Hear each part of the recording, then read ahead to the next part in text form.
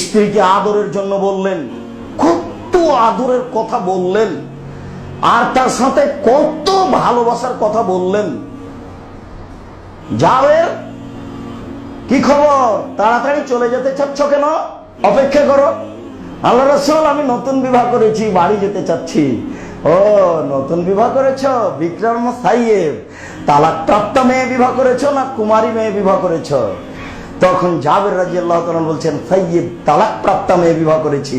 তখন আল্লাহ রাসূল বলছেন, হাল্লা বিক্রম তুলাইবা ও আজারাকা, তুমি অবিবাহিতা মেয়ে কেন বিবাহ করনি? তুমি তার সাথে খেলতে, ও তোমার সাথে খেলতো, তুমি তার কৌতুক দেখতে। কুমারী মেয়ে কৌতুক করে, কত ভালোবাসে।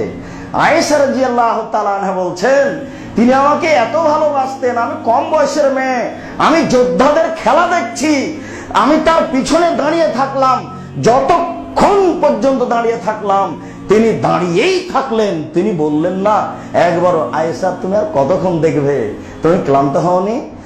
আমি যতক্ষণ পর্যন্ত খেলা দেখলাম ততক্ষণ পর্যন্ত তিনি দাঁড়িয়েই থাকলেন।